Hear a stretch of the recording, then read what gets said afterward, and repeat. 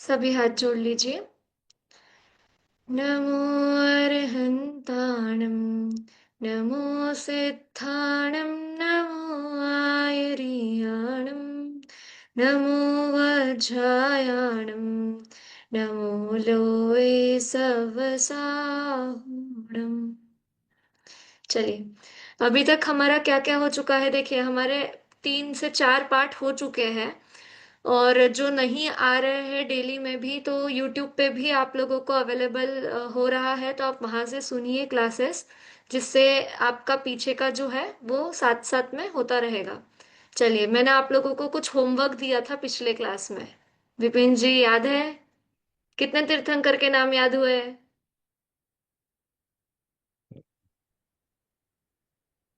Order से तो नहीं है, लेकिन कुछ तो याद है डेफिनेटली। ओके, चलिए। देखिए, हम लोगों ने पिछले क्लास में, चंदन जी, आस्था, हम लोगों ने पिछले क्लास में चत्तारी मंगलम वाला पाठ और तीर्थंकर भगवान वाला पाठ पढ़ा था। ठीक है। ज्यादा रिवाइज ना करते हुए हम तीर्थंकरों वाला, जो तीर्थंकर भगवान वाला पाठ था, उसको हम देखे। तो हमने 24 तीर्थंकरों के नाम और उनके चिन्ह हमने यहाँ पर याद करने की कोशिश की थी, और होमवर्क दिया गया था कि आपको उनके नाम जितने हो सके, 24 हुए तो बहुत बढ़िया, आपके पास में पूरा 7 दिन का टाइम होता है। और नहीं तो आपको जितने याद हो सके आप उतने याद कीजिए, है ना? विपिन जी, पंच बाल्यती के नाम याद है? 5 नाम हमने अलग से याद किए थे।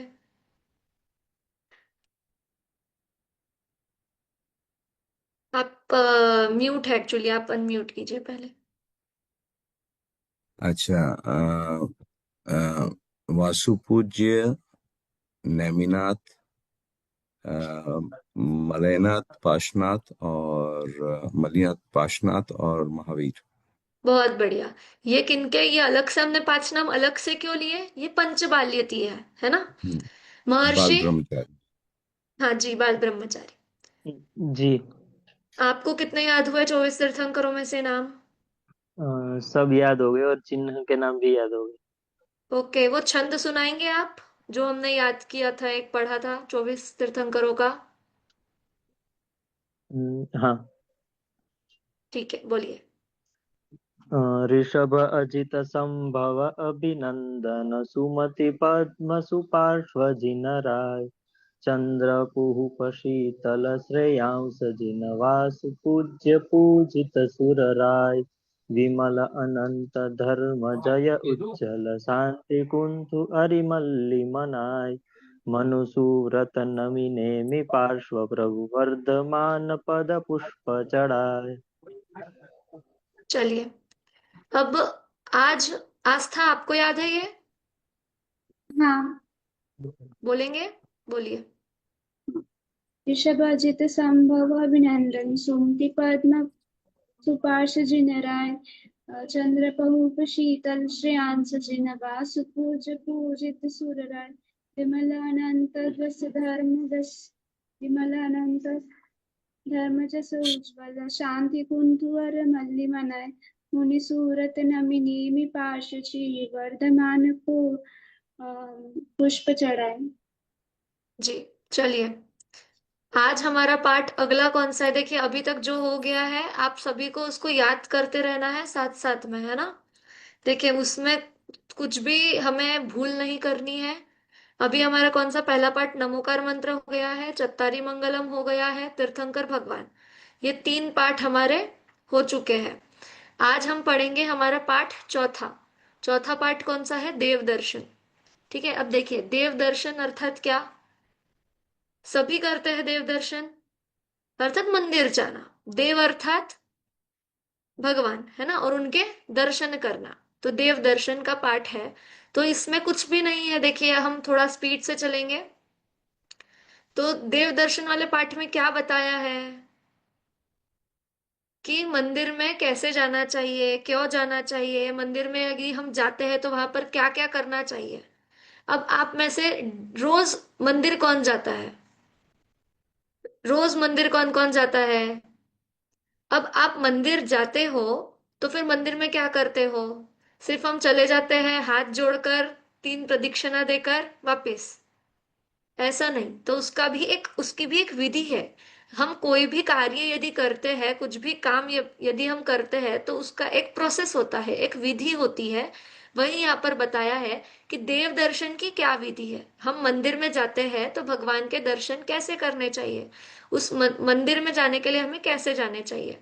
तो यदि आप पाठमाला का जो आपके ग्रुप में सेंड किया हुआ है पीडीएफ, आप उसे भी खोल के देखेंगे, तो वहां पे आदरणीय छोटे दादाजी ने जो बालबोध पाठमाला लिखी है, उसमें संवाद के रूप में वो पाठ को लिखा हुआ है।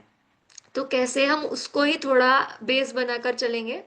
दो दोस्त है और वो एक दूसरे को अचानक मिल गए, तो वो एक दोस्त अपने दूसरे दोस्त को क्या पूछता है कि अरे तुम कहाँ जा रहे हो। तो वो उत्तर क्या देता है कि मैं कहाँ जा रहा हूँ, मंदिर जी जा रहा हूँ।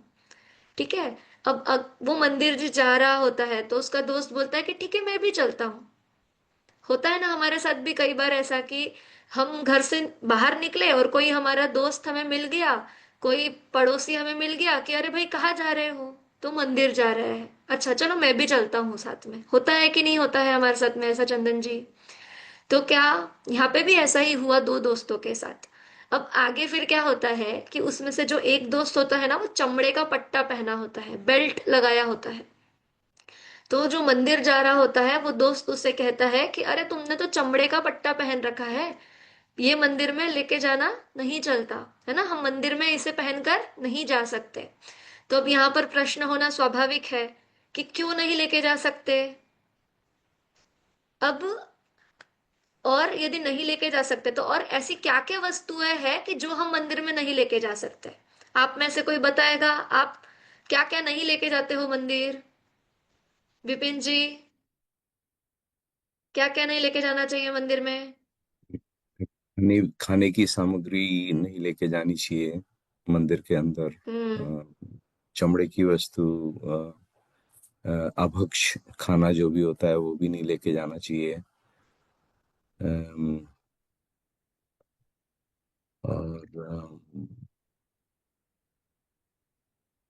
हाँ, मतलब यही चीजें हैं, मतलब शुद्ध शुद्ध तरीके से जाना चाहिए मंदिर के अंदर। शुद्ध तरीके से जाना चाहिए, देखिए वही बात है। यहाँ पे क्या लिखा हुआ है, यहाँ पे भी क्या है कि बेल्ट नहीं लेकर जाना चाहिए। क्यों? क्योंकि वो कैसा बनता है, चमड़े से बनता है, प्राणियों के चमड़े से बनाया जाता है, तो उसमें हिंसा होती है। इसलिए चमड़े आदि की पदार्थों जो चीजें हैं उसको लेकर नहीं जाना चाहिए। फिर चाहे और एक लेदर का जैकेट आजकल फैशन के लिए लोग पहनते हैं, तो वो लेदर का जैकेट भी नहीं यूज करना चाहिए। पर्स नहीं लेकर जाना चाहिए लेदर आदि का, ये सब चीजें नहीं लेकर जाना चाहिए। और दूसरी चीज कौन सी, खाने की वस्तुएं, मतलब जो भी खाने की चीजें हैं वो नहीं लेकर जानी चाहिए। और बंदूक लेके जा सकते हैं, तलवार आदि लेके, जो ये हिंसक वस्तुएं हैं इन्हें भी नहीं लेकर जाना चाहिए। ठीक है। तो क्या लेकर जाए हम मंदिर में, द्रव्य लेकर जाए, है ना, अष्ट द्रव्य लेकर हम जाते हैं मंदिर में। चलिए, अब हम मंदिर तो चले गए। ठीक है, अब वो दोनों दोस्त, ठीक है, वो अपना बेल्ट उतार के रख देता है, अब वो दोनों दोस्त चल दिए मंदिर की तरफ। अब मंदिर पहुंच गए तो सबसे पहले क्या करेंगे, मंदिर जाकर सबसे पहले क्या करना है, चप्पल उतारनी है। मंदिर में चप्पल भी लेकर जा सकते हैं क्या, लेके जा सकते हैं क्या चंदन जी, मंदिर में चप्पल लेके जाते हैं क्या, नहीं। क्या सबसे पहले ही मंदिर करेंगे हम, जहां पर चप्पल जूते उतारने का रैक आदि है उसमें चप्पल जूते उतारेंगे। उसके बाद मंदिर के बाहर क्या रखा होता है, पानी रखा होता है। तो उस पानी से क्या करेंगे, पैर धोएंगे, हाथ धोएंगे, और फिर हम मंदिर में प्रवेश करते हैं। अब मंदिर में प्रवेश करने के पश्चात ही आप लोगों ने देखा होगा कि तुरंत हम जैसे ही गेट में से अंदर जाते हैं तो सबसे पहले हमें क्या दिखता है, घंटा। ठीक है। तो क्या करते हैं, हम घंटा बजाते हैं। ठीक है, सबसे पहले घंटा बजाने के बाद क्या बोलते हुए अंदर जाते हैं, बताइए, कि ऐसे ही सीधा पहुंच जाते हैं हम अंदर, बोलिए। भगवान का जय जयकार करते हुए, है ना, जय जयकार करके, और क्या कहते हैं, 3 बार, देखिए 3 बार बोला जाता है, निस्सही निस्सही निस्सही, है ना। तो ये निस्सही निस्सही निस्सही ये क्यों बोलते हैं, इसका क्या अर्थ है। निस्सही का अर्थ है सर्व सांसारिक कार्यों का निषेध। क्या अर्थ है, निस्सही का सर्व सांसारिक कार्यों का निषेध। अर्थात क्या, कि अब भगवान भगवान जी मैं आपके दर्शन करने के लिए आ रहा हूँ, और जो भी ये गेट के बाहर जो भी मेरे सांसारिक कार्य है उन सब का मैं निषेध करता हूँ, है ना। और यहाँ पर क्या, आप जैसे बनने की भावना लेकर मैं यहाँ पर प्रवेश कर रहा हूँ। तो फिर भी हम क्या करते हैं, होता है क्या, सर्व सांसारिक कार्यों का निषेध होता है क्या वास्तव में हमारे से, हमसे? अंदर जाकर भी हमारे दिमाग में वही वही चलता है, बाहर की चीजें। जबकि सामने वितरागी देव हमारे बैठे हुए हैं, उनको देखकर भी हमें हमारे ऑफिस का, घर का, कुछ काम की चीजें ही याद आते रहती है। हम नहीं उतना सोच पाते। जबकि हम मंदिर क्यों जाते हैं, कषाय मंद होती है इसके लिए जाते हैं, कुछ पुण्य बंध है इसलिए जाते हैं। और मूल में तो क्या, कि हम सुखी हो सके उसके लिए हम मंदिर जाते हैं। तो क्या हुआ अभी तक का, कि खाने पीने आदि की वस्तुएं नहीं लेकर जानी चाहिए मंदिर में। उसके बाद में मंदिर में जाते ही पहले चप्पल बाहर निकालनी चाहिए, पैर हाथ धोकर मंदिर में प्रवेश करना चाहिए। और प्रवेश करते हुए भगवान का जय जयकार करते हुए 3 बार निस्सही निस्सही निस्सही ये बोलकर आप अभी अंदर गए। फिर कहाँ आ गए हम, भगवान के बेदी के समक्ष, है ना, बेदी के सामने आ गए। फिर वहां क्या बोलना है, अब बस वहां जाके हम खड़े रह जाए क्या, कि हम आ गए ना मंदिर में, हो गए दर्शन, चलो फिर से, ऐसा तो नहीं होता। अब वहां पे क्या, जो अभी तक के पाठ हमने सारे पढ़े हैं ना, नमोकार मंत्र पढ़ना है, चत्तारी मंगलम पढ़ना है, 24 तीर्थंकरों का छंद पढ़ना है ना। और क्या, कि जो तीर्थंकर समक्ष में विराजमान है उनका अर्घ हो लिखा हुआ, या आपको याद हो तो वो अर्घ हमें बोलना होता है ना। और उसके बाद क्या होता है, उसके बाद क्या करना है हमें, एक चीज अभी मैंने छोड़ी है, किसी को याद आया, किसी ने पकड़ा, क्या चीज छूटी है हमारी? बेदी के पास जाकर सबसे पहले क्या बोलते हैं, मैंने सीधा नमोकार मंत्र से स्टार्ट किया, एक चीज छोड़ी है। जैसे हम 3 बार निस्सही निस्सही निस्सही बोलते हैं ना, वैसे ही। ओम जय जय निश्चय निश्चय निश्चय। नहीं, निस्सही निस्सही निस्सही ये तो हमने जब हम दरवाजे से प्रवेश कर गए तभी हमने बोला। उसके बाद और, ओम जय जय जय नमोस्तु नमोस्तु नमोस्तु, है ना। ऐसा बोलते हैं कि हे मतलब क्या, कि हे तीर्थंकर, हे भगवान आपकी जय हो, है ना। उनको हम नमस्कार करते हैं सबसे पहले। और उसके बाद क्या करते हैं, नमोकार मंत्र पाठ करते हैं, चत्तारी मंगलम आदि का पाठ करते हैं, है ना। और क्या करते हैं उसके बाद, नमस्कार करते हैं, ढोक देते हैं हम। हमारे भाषा में क्या बोलते हैं उसे, रोज की भाषा में ढोक देना। तो अब इसमें भी देखिए, अष्टांग नमस्कार कहा गया है ना।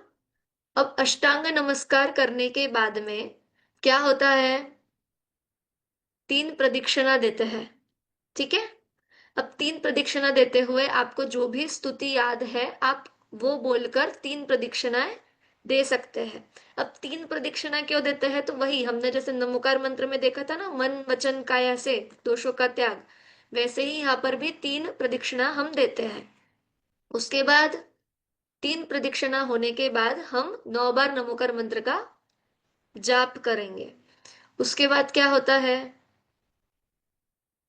कि नमोकार मंत्र पढ़ने के बाद हमें शांति से यह सोचना चाहिए वहां बैठकर, कि भगवान का स्वरूप कैसा है, और जैसा भगवान का स्वरूप है वैसा ही मेरा स्वरूप है। और यही चीज हम नहीं करते हैं। देव दर्शन की विधि में सबसे मुख्य पार्ट यही है, और हम इसको ही गौण कर देते हैं, इसी को हटा देते हैं। क्या होता है, 10 मिनट में भी ऑफिस पहुंचना है, 2 मिनट का टाइम है, चलो मंदिर जाके आते हैं। और क्या, गए, दर्शन किए, नमोस्तु नमोस्तु नमोस्तु, 3 प्रदक्षिणा दी, और चलो। होता है कि नहीं होता है, विपिन जी, चंदन जी, अनुज जी, है ना। क्या हाँ, बात होता तो है सही है बिल्कुल। है ना, कि हम यही हमारे होता है। डेली रूटीन में बिल्कुल। अपने कामों में इतनी व्यस्त हो चुके हैं कि मंदिर के लिए केवल हमारे पास 2 मिनट का टाइम बचता है, और उसमें हम सही से दर्शन भी नहीं करते। और क्या, बोलते तो निश्चय ही निश्चय ही निश्चय ही है कि मैं सब सांसारिक कार्यों को छोड़कर आया हूं, पर करते क्या है कि उस सांसारिक कार्यों में जाने के लिए ही यहाँ फटाफट 2 मिनट में एक जितना जल्दी हो सके उतना जल्दी दर्शन करके अपने काम के लिए निकल जाऊं। होता है कि नहीं होता है? दिमाग में यही चलता है कि वहां लेट ना हो जाऊं, और तो क्या, फटाफट दर्शन। चलिए आप बाकी का दर्शन कर लीजिए, पर जो ये मुख्य देव दर्शन की विधि है, क्या, कि जैसा भगवान का स्वरूप है वैसा मैं भी हूं, वो जानना बैठकर 2 मिनट की मैं कौन हूं, वही हम नहीं करते। और वो वहां उस जगह से अच्छा हमें कहीं सूझ भी नहीं सकता है, ऐसा भी हम बोल सकते हैं। क्यों? क्योंकि वहां हमारा मन शांत होता है। यदि आप घर में रहे, बाहर रहे, तो आपका मन जितना मंदिर में शांत होता है उतना बाहर होता है क्या? बोलिए चंदन जी।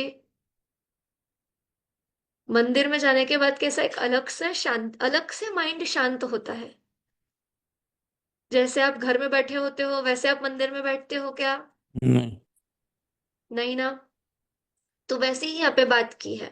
या फिर क्या कि चलिए यदि हम अकेले स्वयं बैठकर ये नहीं कर रहे हैं, तो मंदिर में यदि स्वाध्याय सभा चल रही हो, कुछ स्वाध्याय चल रहा हो, तो कम से कम हम 15 मिनट के लिए वहां बैठकर उस चीज को सुने और हम विचार करें कि मैं कौन हूं, भगवान कौन है, मैं स्वयं भगवान कैसे बन सकता हूं, इत्यादि प्रश्न।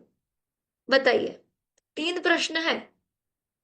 मैं कौन हूं, भगवान कौन है, और मैं भगवान कैसे बन सकता हूं? बताइए। सुखी होने के लिए केवल 3 प्रश्न काफी है। सबसे पहले खुद को पहचानना है, फिर भगवान को पहचानना है, और फिर भगवान कौन है ना, भगवान कौन है और मैं उन जैसा कैसे बन सकता हूँ। क्योंकि हम खुद को जानेंगे, भगवान को जानेंगे, तो ये जान लेंगे कि मैं और भगवान कैसे हैं, गुणों से बिल्कुल सेम है। सेम। तो मैं भी उन जैसा बन सकता हूँ। तो फिर कैसे बनूंगा? तो उन वो जैसे जिस मार्ग पे चले हैं उस मार्ग पर चलकर मैं भी उन जैसा बन सकता हूँ। चलिए, अब वापिस हम यही बात करते हैं, इतना सब कुछ हम करें, यदि देव दर्शन करें, इतना विचार करें, तो इससे हमें क्या लाभ होगा? क्या लाभ होगा? बोलिए चंदन जी। क्या लाभ होता है मंदिर जाने से? क्यों जाते हैं मंदिर? क्योंकि हम ये विचार तो वहां जाकर करते नहीं है कि मैं कौन हूँ, भगवान कौन है, और मैं कैसे बनूं भगवान। तो फिर क्यों जाते हैं मंदिर? बोलिए। आस्था। बहुत जी चंदन जी बोलिए। बहुत बार अनजाने में भौतिक सुखों के लिए भी चले जाते हैं। देखिए एक और बात सामने आई है ना, कि क्या, जो ये लौकिक में आजकल चलता है ना, कि कुछ मांगने के लिए, हमने हमारे पहले ही पाठ में देख लिया था कि भगवान कुछ देने लेने का काम करते नहीं है। फिर भी हमारा क्या होता है अंदर से, कि बस मेरा कुछ काम अच्छा हो जाए, इसकी प्रार्थना के लिए ही हम मंदिर चले जाते हैं।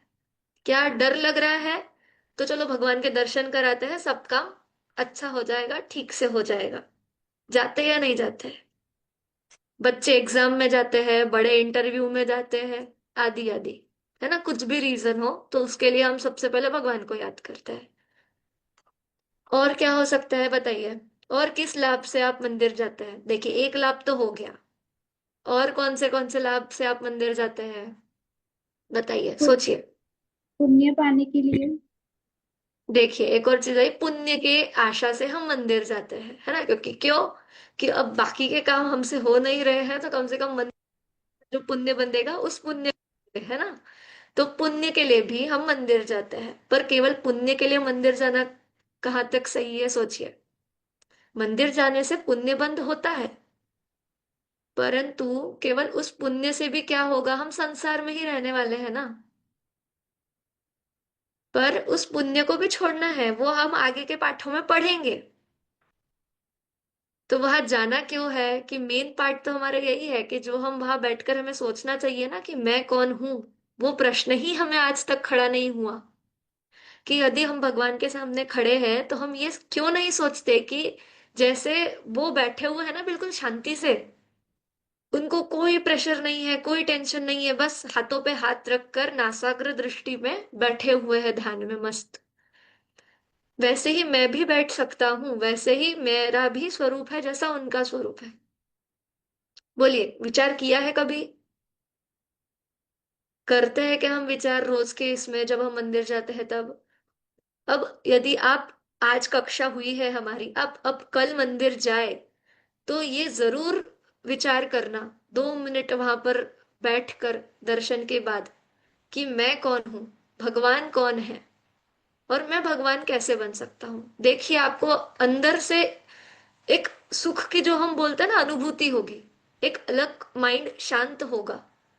जो आजकल लोग बोलते हैं ना, डिप्रेशन में चले जाते हैं, ये हो जाता है, डिप्रेस हो जाते हैं, सबसे अच्छा सुखी होने का उपाय है ये, कि क्या, प्रभु दर्शन से निज दर्शन, है ना, हम बोलते हैं ना, कि हम अपने आप को कैसे देखें। तो आपके लिए एक आपका ही रूप सामने बैठे हुए हैं, उन्हीं को देखकर अपने आप को आप पहचान सकते हैं कि मैं कैसा हूं। कैसा हूं, तो ये जैसे बैठे हैं वैसा ही तो मेरा भी स्वरूप है, इन जैसा ही तो मैं भी हूं। बस क्या, अभी भटका हुआ हूं, उसको पकड़ना है, खोज करना है, जानना है कि मैं भी ऐसा ही हूं। और क्या, देखिए, इससे हमें लाभ क्या होता है, कि आत्मा को शांति मिलती है सबसे पहला तो, है ना। हमारा मन कैसा हो जाता है, आत्मा कैसी हो जाती है, शांत हो जाती है। परिणामों में निर्मलता आती है। देखिए, मंदिर में जाके कभी किसी को चाटा मारने का मन किया है क्या? यही चीज रास्ते में, देखिए, होता है कभी कभी हमारे साथ कि हम रास्ते पे जा रहे हैं और किसी ने जोर से धक्का मार दिया हो, तो क्या बोल देते हैं, अरे देखकर चलो, आंखें नहीं है क्या? गुस्सा आ जाता है ना अंदर से। और यही चीज मंदिर में यदि किसी से धक्का लग जाए, अरे कोई बात नहीं, ठीक है ठीक है। क्या होता है, हमारे परिणाम कैसे होते हैं वहां पर? शांत होते हैं। तो क्या होता है, देखिए, पहला बात, आत्मा को, आत्मा में शांति प्राप्त होती है, परिणामों में निर्मलता आती है।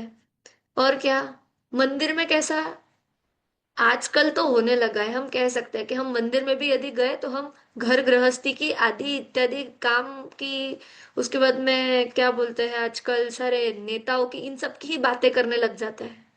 और क्या चल रहा है, बस यहाँ से शुरू जो हुआ, कि खत्म होने का नाम ही नहीं है फिर, है ना। पर क्या, वास्तव में तो मंदिर में केवल आत्मा की बातें होनी चाहिए, है ना, आत्मा की चर्चा होनी चाहिए, कि कैसा हूं मैं, कौन हूं मैं, आत्मा हूं, यही सब चर्चाएं होनी चाहिए। और यदि हम आत्मा को समझे और उसमें लीन हो जाए, क्या करना है, केवल उसे समझना है और उसमें लीन होना है, तो जो परमात्मा बैठे हैं उन जैसा मैं भी बन जाऊंगा। फिर ना ये ऑफिस का टेंशन, ना घर का टेंशन, ना किसी चीज का टेंशन, है ना। यही है देव दर्शन में। तो देखिए, देव दर्शन अभी यहाँ पर अपना क्या देखा हमने, कि सबसे पहले तो खाने की, चमड़े की, कुछ भी क्रूर वस्तु, हिंसा की वस्तु नहीं लेकर जाना चाहिए। फिर मंदिर में प्रवेश करते हुए क्या करना चाहिए, पैर धोकर, चप्पल उतार कर अंदर प्रवेश करना चाहिए। फिर क्या, जब हम अंदर जाते हैं तब क्या बोलना चाहिए, निस्सही निस्सही निस्सही।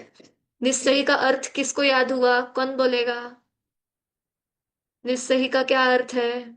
चंदन जी बोलिए।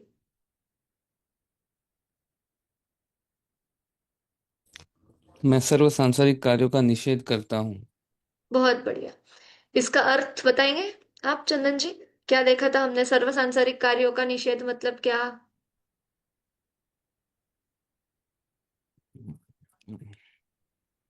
विपिन जी, महर्षि, अनुज जी। आई थिंक अपनी सारी थॉट्स वगैरह, क्रोध, मान, माया, कसाय, वो सब छोड़ के पीछे, उसके बाद मंदिर में प्रवेश कर रहा हूँ। हाँ, बहुत बढ़िया। देखिए, जो भी चीज अभी मैं आते आते भी अगर कुछ बाहर की चीजें सोच रहा था ना, कुछ भी मेरे अंदर यदि गुस्सा होगा, जो भी चीजें होंगी, अब यहाँ प्रवेश करते हुए मैं उन सब चीजों को पीछे छोड़कर आया हूँ। अब क्या, सिर्फ मैं और आप, है ना। बस इतना ही होना चाहिए। तब जाकर हम सही तरीके से दर्शन कर पाएंगे और अपने आप को समझ पाएंगे। और यदि केवल यही हुआ कि मंदिर में जाकर भी बस एक फोन आ जाए ऑफिस से, तो क्या हो जाएगा? ध्यान पूरा उधर।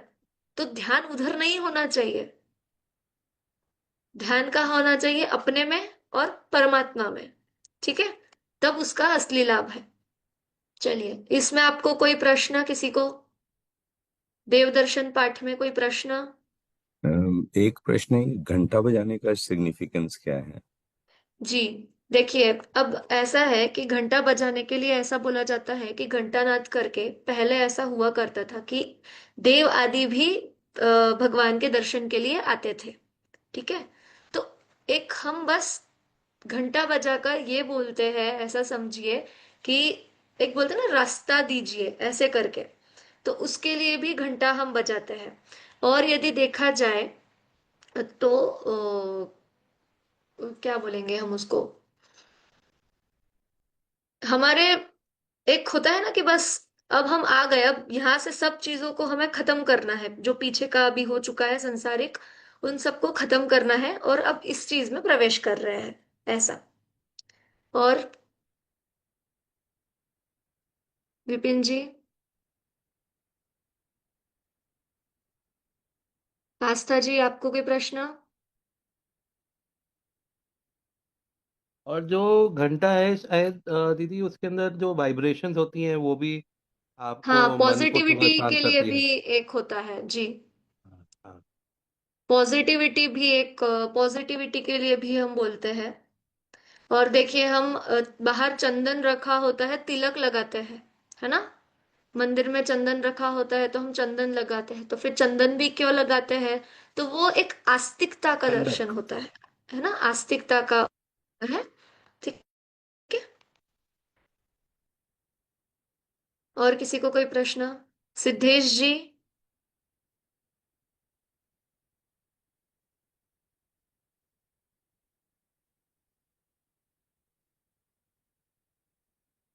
चलिए, फिर बढ़े हम आगे। अच्छा, एक गंधोदक का भी रहता है लगाने का तो। हाँ हाँ, देखिए, हम भूल गए, बहुत बढ़िया विपिन जी, है ना, कि क्या होता है जब भगवान का प्रक्षालन हम करते हैं, प्रक्षाल करते हैं, तो हम क्या करते हैं? जल और गंधोदक ऐसा रखा हुआ होता है। विपिन जी, आपको याद है गंधोदक लगाते हुए भी हम कौन सा छंद बोलते हैं? आस्था, याद है किसी को?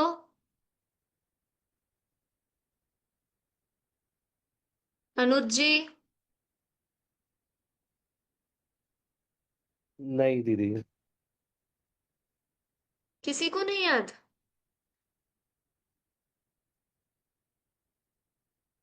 हाँ मैम। जी, सिद्धेश जी बोलिए।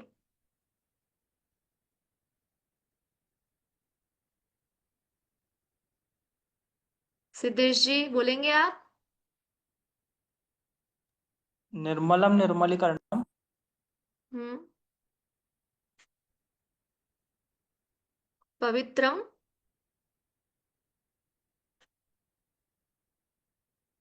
चलिए, देखिए, सबसे पहले हम थोड़ा सा एक पीछे से जाते हैं। देखिए, एक घंटे का मुझे एक और विचार आया कि हम मंदिर जी में घंटा क्यों बजाते हैं। तो एक होता है ना कि मंगल ध्वनि के रूप में भी घंटा नाद करते हैं, है ना? तो इसके लिए हम कह भी सकते हैं कि मंगल ध्वनि का भी प्रतीक होता है घंटा, इसीलिए भी हम घंटा बजाते हैं सर्वप्रथम। ठीक है, और यही चीज कि एक हमारा जो मानसिक जो प्रदूषण होता है, जो भी हम बाहर की चीजें सोच रहे होते हैं, बस उसका भी एक सिंबलाइज हम कर सकते हैं कि अब हम उन सब चीजों को छोड़ रहे हैं, क्योंकि हम जाते हैं अंदर, जब जाते हैं निश्चय ही निश्चय ये सब, जब गेट से अंदर प्रवेश करते हैं तभी हम घंटानाद भी करते हैं, है ना? तो उसके लिए बोलिए, और किसी को याद आया? निर्मलम निर्मलीकरणम बोलने से थोड़ा सा आगे पीछे का कुछ ध्यान आया हो, गंधोदक वाला छंद? देखिए, मैं बोलती हूँ, निर्मलम निर्मलीकरणम पवित्रम पापनाशनम जिन गंधोदकम वंदे अष्टकर्म विनाशनम। क्या बोला है इसमें? कि निर्मलम निर्मलीकरणम, जल कैसा होता है? निर्मल होता है। तो क्या करें? निर्मलीकरण करें, हमारा, है ना? क्यों? पवित्रम पापनाशनम। जो क्या करे, पहले तो पवित्र करे, और क्या करे, जो पाप है उनका क्या करे, नाश कर दे। कौन, किसके लिए? जिन गंधोदकम वंदे, कि जो भगवान का प्रक्षालन का जो जल है ना, वो जल के लिए बोला जा रहा है। और कैसा है वो जल? आठों कर्मों का नाश कर देने वाला, है ना? ऐसा वहां पर बोला जाता है। देखिए, हम एक और बात देखते हैं। हमने कहा था कि अष्टांग नमस्कार किया जाता है, ठीक है? आपको पता है वो 8 अंग कौन कौन से होते हैं? अष्टांग नमस्कार में 8 अंग कौन कौन से होते हैं? जब हम ढोक देते हैं, नमस्कार करते हैं, तो 8 अंगों का जमीन को टच होना, उसे हम कहते हैं अष्टांग नमस्कार। तो वो कौन सी 8, हमारा ये चीज कौन सी 8 अंग होते हैं? देखिए, हम गिनते हैं, ठीक है? सबसे पहले मस्तक, ठीक है? जब हम नमस्कार करते हैं तो हमें मस्तक, माथा झुकाना चाहिए, माथा टच करना चाहिए। उसके बाद आते हैं हमारे दोनों हाथ, दोनों पैर। कितने हो गए? कितने हो गए? 5। चलिए आगे। अभी कितने रहे हैं हमारे? और 3, है ना? तो हृदय, पीठ और नितंब, ठीक है? ऐसे ये जो 8 अंग है, इसे हम कहते हैं अष्टांग नमस्कार। अब यहाँ पर भी हम देखें तो पुरुष कैसे करते हैं अष्टांग नमस्कार? झुककर, ठीक है, बेंड होकर। और स्त्रियों के लिए रहता है गवासन मुद्रा में नमस्कार करती है, ठीक है? और किसी को कोई प्रश्न? बढ़े आगे। चंदन जी, कोई प्रश्न है? बढ़े आगे की तरफ। चलिए, अगला पाठ है हमारा जीव और अजीव, ठीक है? देखिए, अब कितनी, ये तो बहुत सरल पाठ है, सभी को बहुत सरल लगना चाहिए। जीव और अजीव, जीव और अजीव को हम सरल भाषा में यदि देखें तो लिविंग एंड नॉन लिविंग, ठीक है? तो अब यहाँ पे क्या करना है, किस, हम सामान्य में तो जान लेते हैं कि यदि मैं बोलूं कि कपड़ा क्या है, तो नॉन लिविंग, और मैं कौन हूं, तो लिविंग। पर मैं, ये शब्द जो लिविंग आ रहा है ना हमारा, कि हम सजीव है, सजीव और निर्जीव, ऐसा बोला जाता है हिंदी में, ठीक है? उससे ही यहाँ पे हम क्या कह रहे हैं, जीव और अजीव, ठीक है? तो सजीव का क्या होता है कि जो जानता देखता है ना, जो महसूस कर सकता है। वैसे ही जीव कौन है? जो जानता देखता हो, जिसमें ज्ञान हो, वो कौन है? जीव है ना? जो सुख दुख का अनुभव कर सकता हो, वो कौन है? जीव है। और अजीव बिल्कुल इससे विपरीत, जिसमें ज्ञान नहीं हो, जो सुख दुख का अनुभव नहीं करता। अब टेबल या कुर्सी को मैं कितना ही पीटूं, कितना ही मारूं, तो वो कुछ बोलेगी क्या? कि मत मारो, मत चिल्लाओ। अब यही चीज यदि किसी सजीव व्यक्ति के साथ, किसी जीव के साथ में यदि उसे 2 चांटे लगा के दूं, तो कितना जोर जोर से एक तो रोना शुरू कर देंगे या चिल्लाएंगे हमें। होता है या नहीं होता है ना? तो यहाँ पे, अब ये इतना सा इजी है, इसको क्यों बताया हमें कि ये जीव है और ये अजीव है? बताइए, सोचिए। ये तो हमें पता है ना कि कौन सी चीजें जीव है, सजीव है, और कौन सी चीजें निर्जीव है, हमें पता है। तो ये क्यों बताया, यहाँ पे क्यों बताया? तो देखिए, अब जो हम कह रहे हैं ना कि मैं जीव हूं, तो मैं जीव हूं मतलब क्या? हम किसे मैं कहते हैं? मैं मतलब कौन? यहाँ पर ये प्रश्न मुख्य है कि मैं मतलब कौन? ये शरीर, है ना? हम किसे मानते हैं? मैं मतलब ये शरीर। यहाँ पर इस भ्रांति को दूर कर रहे हैं। देखिए, यहाँ पे क्या बताया कि जो मैं अर्थात जो आत्मा है, वो क्या है? जीव है। और ये जो शरीर है वो कैसा है? अजीव है। अब कैसे, किसी को यदि प्रश्न हुआ कि शरीर अजीव है, कैसे शरीर अजीव है? आंखें तो देखती है, मैं कान से सुनता हूं। बताइए, अनुज, अनुज जी, आप कैसे देखते हैं? आंखों से देखते हैं ना? हाँ, लेकिन प्राण जो होते हैं, जो आपकी आत्मा होती है, वही आपके शरीर को चलाती है। जब आत्मा निकल जाती है तो आदमी बॉडी बोलता है, ये बॉडी को जी ले जाओ यहाँ से। चलिए, बहुत बढ़िया है ना। कि वरना हम मुख्य नॉर्मली में तो क्या बोलते हैं कि कानों से सुनते हैं, हम आंखों से देखते हैं, पर ये तो क्या है, बस एक खिड़की है ना। क्या कहेंगे हम इन्हें, एक खिड़की के रूप में बोल सकते हैं।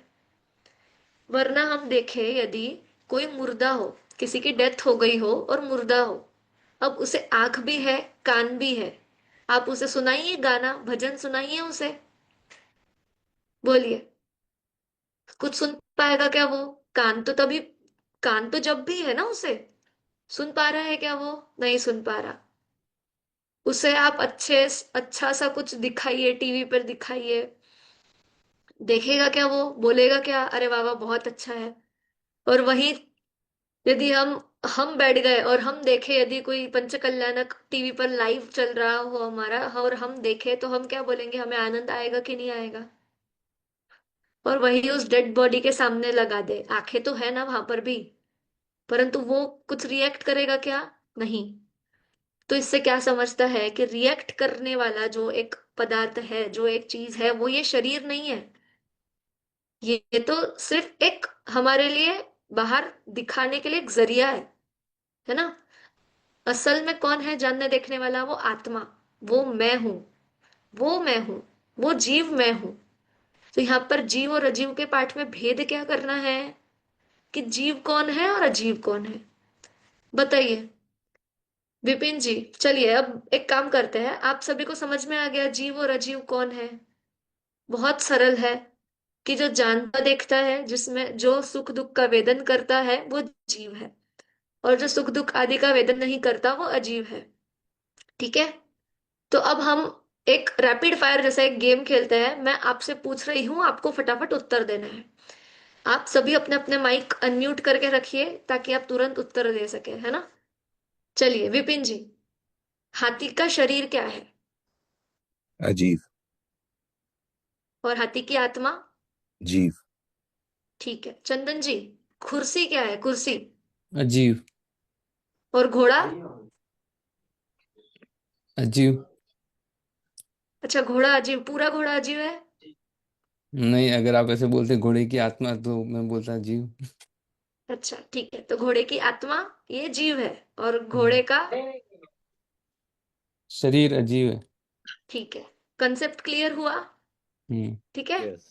घोड़े की जो आत्मा है वो जीव है, और घोड़े का शरीर क्या है? जीव। अजीब है। ठीक है। आस्था, पंखा क्या है? अजीब। और स्वेटर, कपड़ा? अजीब। अजीब। और आस्था क्या है, आस्था? अम, आत्मा, मेरी आत्मा अजीब है और शरीर अजीब है। ठीक है। चलिए महर्षि जी, हम्म। चश्मा क्या है, चश्मा? अजीब। मोबाइल?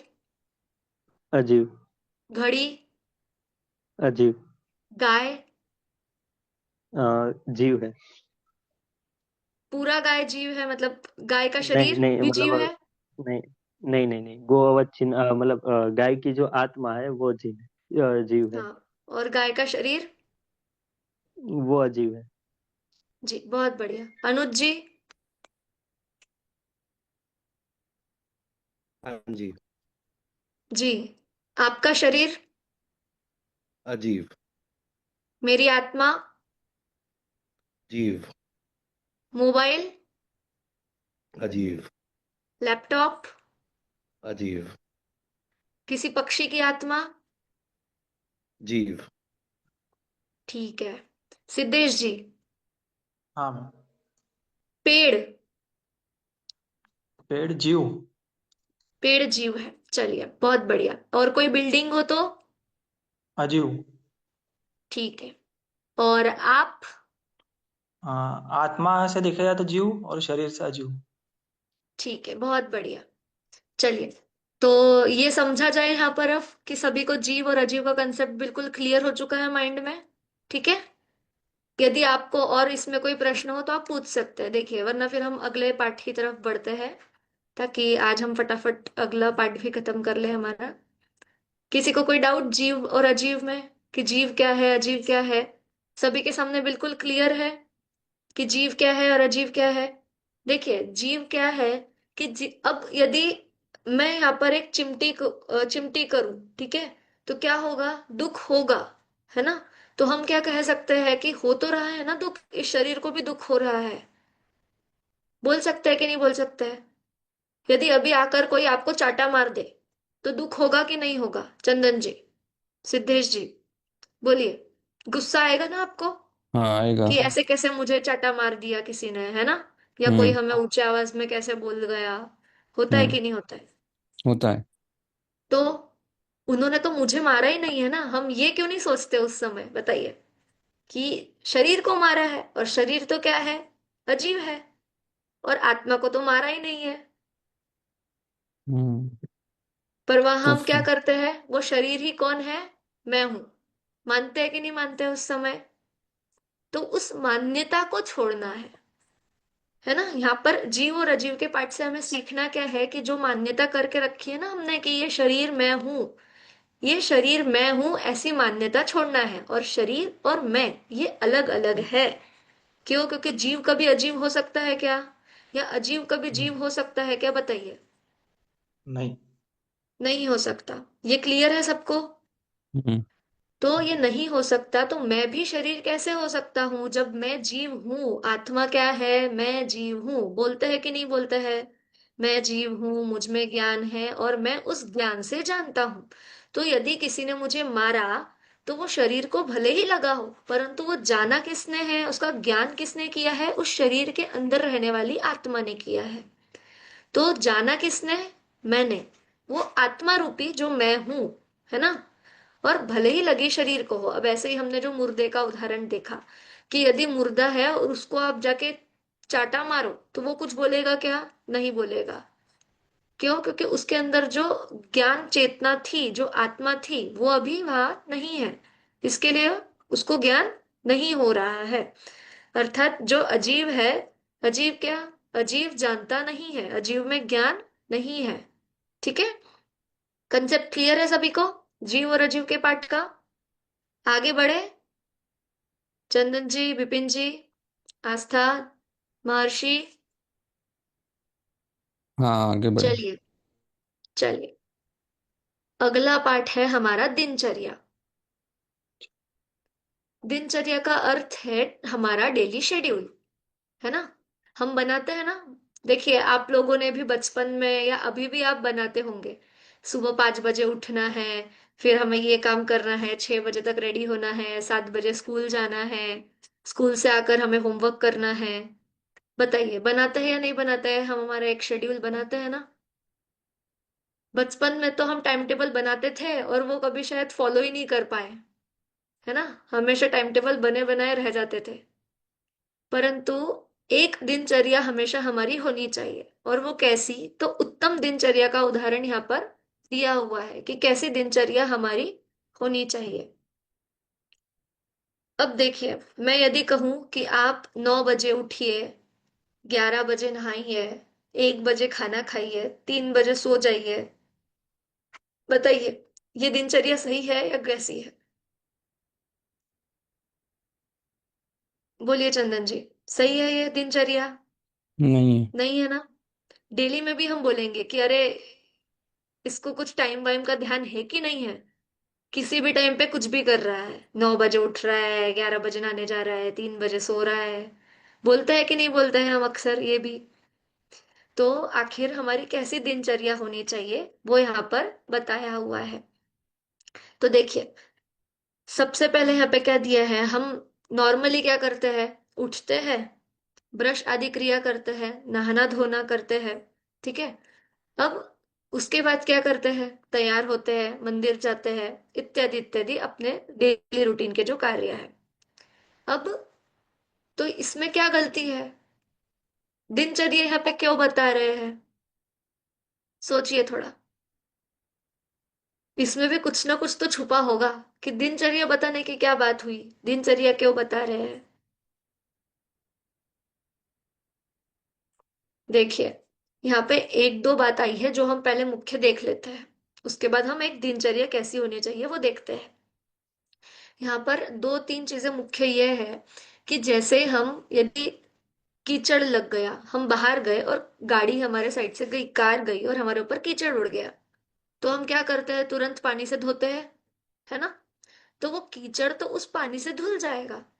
अर्थात जो जो बाहरी गंदगी हमारे ऊपर लगी हुई है, कीचड़, मैल, दाग आदि इत्यादि, वो सब तो क्या होगा, पानी से धुल जाएगा। पर जो मन में लगा हुआ है, अर्थात जो हमारे आत्मा में जो दाग लगा हुआ है, वो कैसे निकलेगा। सोचिए। अब यहाँ कोई प्रश्न करे कि आत्मा में भी दाग लगता है क्या, बताइए। विपिन जी, अनुज जी, सोचिए। आत्मा मैला होता है क्या। कपड़ा मैला होता है, शरीर मैला हो जाता है इसीलिए हम नहाते हैं। आत्मा भी मैला होता है क्या। हाँ, तो अपने जितने भी अनुभव होते हैं, एक्सपीरियंसेस होते हैं, अच्छे या बुरे, वो सब हम अपने साथ जिंदगी भर कैरी करके चलते हैं एक तरह से। तो किसी ने हमारे साथ बुरा किया तो वो हमारे दिमाग में हमेशा रहता है, बैकग्राउंड में। तो उस तरह से जो जो भी हुआ है हमारे साथ, वो चीजें चलती हैं साथ में हमारे दिमाग हम्म। में। देखिए आई आपने अभी थिंक जो ऑल्सो चीजें बोली ना। जो हाँ आपका, जी।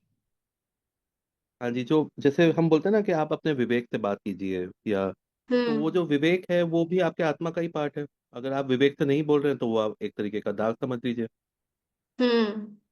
देखिए आप लोगों ने अभी जो बोला, हम उसको थोड़ा एक टर्म, एक शब्द दे देते हैं, ठीक है। जो मोह, राग और द्वेष, आप लोगों ने अभी जो भी बोला वो सब इन तीन शब्दों में आ जाएगा, है ना। अब कैसे कि जो मोह, राग, द्वेष, अर्थात जो भी हम ये सब चीजें कर रहे हैं, जैसे अभी विपिन जी ने भी जो बोला, जो सारी चीजें गिनाई, है ना, वो सब चीजें कैसी, कि उन सबको अपने आत्मा में से निकालना, उन सब चीजों को छोड़ना, वो होता है आत्मा की शुद्धि करना। ठीक है। सुबह उठकर हम नहा तो लेते हैं, घिस घिस कर नहाते हैं और अपने शरीर को चमकाते हैं, है ना। तो शरीर को चमकाना इज मोस्ट इम्पोर्टेंट या अपनी आत्मा को चमकाना, बताइए। जरूरी क्या है। चंदन जी, त्रिवे महर्षि, बोलिए। आत्मा को क्या चमकाना। चमकाना आत्मा है। आत्मा को चमकाना। हाँ। तो आत्मा की जो गंदगी है वो कैसे दूर होगी। तो जो ये मोह, राग, द्वेष, ये जो तीन है ना, इन तीनों को छोड़ने से, जिससे आत्मा गंदा हुआ हुआ है, ये जो शरीर, जो ये आत्मा को गंदा कर रहा है, इनको छोड़कर, और इनको कैसे, ये कैसे छूटेंगे, जब हम अपनी आत्मा और परमात्मा का चिंतन करेंगे। ठीक है। तो अब यहां से शुरू होता है हमारा एक दिनचर्या। कैसी दिनचर्या होनी चाहिए। तो सबसे पहले यहाँ पर उत्तम दिनचर्या में बताया है कि सूर्योदय होने के पूर्व ही बिस्तर छोड़ देना चाहिए। ठीक है। सूर्योदय होने के पूर्व अपना बिस्तर छोड़ दे, और उसके बाद क्या करे, सबसे पहले 9 बार नमोकार मंत्र का पाठ करे। अब 9 बार नमोकार मंत्र बोलने के बाद में थोड़ी देर अपनी आत्मा का स्वरूप का विचार करें। क्यों, ताकि हम अपने मन को शुद्ध रख सके, किससे, ये जो विकारी भाव कहे अभी हमने, मोह, राग, द्वेष और इत्यादि, जो भी हम दिन भर में कषाय और आदि जो भी सब परिणाम करते हैं, उन सब चीजों को छोड़ने के लिए सुबह के टाइम जब हम उठते हैं तब भगवान को याद करते हैं सबसे पहले, तो उसमें हम 9 बार नमोकार मंत्र का जाप करें। उसके बाद क्या करना है कि अपनी आत्मा को भी पहचानना है, अपने आत्मा के स्वरूप को देखना है। ठीक है, कि मैं कौन हूँ, मैं कैसा हूँ, मेरा स्वरूप क्या है इत्यादि। जिससे क्या होगा, हमारा मन कैसा होगा, शुद्ध होगा, हमें एक पॉजिटिव एनर्जी आएगी। ठीक है। उसके बाद क्या करना है, उसके बाद क्या करना है, उसके बाद शौच आदि क्रिया, जो स्नान आदि क्रिया है, वो कर कर शुद्ध वस्त्र पहनकर हमें कहाँ जाना है, मंदिर जाना है देव दर्शन के लिए। देखिए यहाँ पे भी आया क्या कि शुद्ध वस्त्र पहनकर, ऐसा नहीं कि मैले कुचेले कपड़े पहनकर हम मंदिर चले गए। कैसे वस्त्र पहनकर जाना है, शुद्ध वस्त्र पहनकर मंदिर में हमें देव दर्शन के लिए जाना है। अब और आगे क्या, कि देव दर्शन की विधि फिर हम मंदिर गए और देव दर्शन की विधि तो हम अभी ऊपर पढ़ ही चुके हैं कि हमें मंदिर में दर्शन कैसे करना है। फिर अब मंदिर से वापस आकर आप अल्पाहार करें, अर्थात नाश्ता लेकर स्कूल वाले जो बच्चे हैं वो स्कूल जाए। आप लोग बड़े हो तो आप ऑफिस आदि कार्य, जो भी आपका कार्य हो आप उसे करें। उसके बाद क्या होता है कि बच्चे आते हैं स्कूल से तो क्या करें, वो भी अपना होमवर्क आदि करें। बड़े हैं वो भी अपना कार्य आदि करें। उसके बाद में हमारे एक आता है भोजन का समय। अब बताइए, दिन भर की चर्या के बाद में हम भोजन कब करेंगे? शाम को सूर्यास्त के पूर्व भोजन करना है, संध्या के समय, और सुबह 10 से 11 बजे, है ना, वहां पर हम भोजन करें। क्योंकि यदि हम दोपहर में ज्यादा टाइम बढ़ाएंगे तो फिर जो शाम का टाइम है हमारा सूर्यास्त के पहले, भूख ही नहीं लगेगी, होगा ऐसा ही। तो शाम का टाइम तो हमारा फिक्स है, और सुबह का टाइम हमें 10 से 11 के बीच में। शाम का टाइम सूर्यास्त के पहले का ही क्यों रखा? आप में से कोई बताएगा? देखिए, हम सभी शाम के पहले सूर्यास्त के पूर्व भोजन करते हैं, तो क्यों करते हैं? उसके पीछे भी तो कुछ रीजन होगा ना। क्या रीजन है? आप में से कोई बताएगा कि रात्रि सूर्यास्त के भोजन बाद क्यों नहीं करना चाहिए? सूर्यास्त के बाद त्रस्त जीव उत्पन्न होते हैं। बहुत बढ़िया। देखिए, त्रस्त जीवों की उत्पत्ति होने लग जाती है सूर्यास्त के बाद। हम क्या कहते हैं कि यदि हम सूर्यास्त के बाद, क्या होता है, एक तो लाइट का प्रयोग हम करते हैं, और जैसे ही हम लाइट का प्रयोग करते हैं तो आप देखते हैं कि लाइट के पास में कितने छोटे छोटे कीड़े आदि अपने आप उत्पन्न हो जाते हैं। तो उसका भी हमारे खाने में गिरने का डर। ठीक है। उसके बाद यदि रात को खाना खा रहे हैं तो पहले रात को ही वो खाना बनेगा भी, तो अंधेरे में कुछ भोजन में भी गिर जाए उसका भी भय। और उसके बाद क्या होता है कि रात को खाते हैं तो वो पचता भी नहीं, हम डाइजेशन को लेकर भी चले। क्यों? क्योंकि उसके बाद आप, यदि आप लेट खाएंगे तो आप तुरंत सोने जाएंगे बिस्तर पर, वो भी एक है। और क्या चीजें हो सकती है, बोलिए, और क्या हो सकता है? शाम को मतलब रात को खाना क्यों नहीं खाना चाहिए? देखिए, आप लोगों को एक बात बताओ, जस्ट जनरल हम कहते हैं ऐसा कि रात्रि भोजन करना अर्थात मांस खाने जैसा पाप लगता है। बोलिए क्यों? क्योंकि उस समय त्रस्त जीवों की इतनी उत्पत्ति हो जाती है कि जितनी सूर्यास्त के पूर्व, सूर्य के कारण, सूर्य किरणों के कारण उन जीवों की उत्पत्ति उतनी प्रमाण में नहीं होती है। परंतु जैसे ही सूर्यास्त होता है तो उन जीवों की उत्पत्ति शुरू हो जाती है। इसीलिए हम सूर्यास्त के पश्चात भोजन का मना करते हैं, रात्रि भोजन का त्याग करवाते हैं। यहाँ तक कि रात्रि भोजन का त्याग हम इसीलिए करते हैं कि त्रस्त जीवों की उत्पत्ति हो जाती है और उसका हमें पाप लगता है। अब शाम का खाना हो गया, उसके बाद आप कहाँ जाए? यदि आप फिर जिन दर्शन करते हैं या पाठशाला जाते हैं, पाठशाला आदि यदि मंदिर में चलती है तो आप वहां जाइए। स्वाध्याय चलता हो तो वहां जाइए। वहां से आने के पश्चात जहाँ वो जो चीजें पढ़ी है उसका थोड़ा सा चिंतन भी करें। ऐसा नहीं है कि मंदिर में सुन लिया तो सुन लिया, मंदिर के बाहर आकर सब वहीं भूल गए। ऐसा नहीं करना है। उसका हमें क्या करना है? चिंतन भी करना है। ऐसे ही आज वीक में एक बार हमारी क्लास है, तो ऐसा नहीं है कि आज क्लास में 2 घंटा हमने अच्छे से पढ़ लिया तो अब पूरा वीक यहाँ आगे संडे टू अगले सैटरडे तक कुछ नहीं उस रिलेटेड हमें पता। ऐसा नहीं है। आपको कंटिन्यू रोज रोज इन चीजों का चिंतन अपने साथ में चालू रखना पड़ेगा, है ना। तभी आपको ये चीजें होंगी, याद होंगी, समझेगी कि ऐसा क्यों है। और क्या, बोलिए। उसके बाद क्या करना है? सोने की अच्छा, बारी आ गई, मेरा एक है प्रश्न ना। था। आपने जो जी विपिन जी। त्रस्त जीव की बात की, तो ये मतलब क्या अंतर, क्या है मतलब जीव में, ये त्रस्त जीव क्यों बोलते हैं इनको? ओके, समझ गई। देखिए जीव को दो तरीके से हुआ, दो तरीके से हम डिवाइड करते हैं, स्थावर जीव और त्रस जीव। ठीक है। अब जो एक इंद्रिय जीव है वो तो होते हैं कौन से जीव? स्थावर। ठीक है, जिसमें हम पेड़, अग्नि, जल, ये जो चीजें गिनते हैं ना, ये सब स्थावर में आता है। और दो इंद्रिय से लेकर पूरा, वो क्या होते हैं? देखिए इन्हें एक और नाम से भी बोलते हैं हम, असंगी और संगी। ठीक है। तो ये त्रस जीव में सब इधर उत्पन्न होते हैं, जो दो इंद्रिय, तीन इंद्रिय, जो पतंगे आदि लाइट के पास हमें दिखते हैं, मच्छर आदि, ये सब चीजें उस टाइम पे ज्यादा उत्पन्न होते हैं, इसीलिए इन्हें त्रस जीवों के कैटेगरी में बोला है। बस यहाँ पे यही आप समझ लीजिए कि एक इंद्रिय से इधर आगे की जो ऊपर, दो इंद्रिय से, सॉरी, दो इंद्रिय से ऊपर वाले जो जीव है उन्हें त्रस जीव की श्रेणी में गिना जाता है। ठीक है। और किसी को कोई प्रश्न? देखिए यहाँ पे दिनचर्या में मुख्य हमें बात यही समझनी है कि एक चीज तो, यहाँ पे क्या बताया कि जब आप उठते हैं, बिस्तर छोड़े, तो सबसे पहले क्या करें? 9 बार नमोकार मंत्र का पाठ करें। उसके पश्चात अपनी आत्मा को, अपने आत्मा का स्वरूप जाने। उसके बाद बाहरी गंदगी तो हम साफ करते ही है, परंतु हमारे जो आत्मा का जो मैल है उसे भी हम साफ करें। और वो कैसे साफ होगा? तो जब हम आत्मा का स्वरूप का चिंतन करेंगे तो वो अपने आप ही साफ हो जाएगा।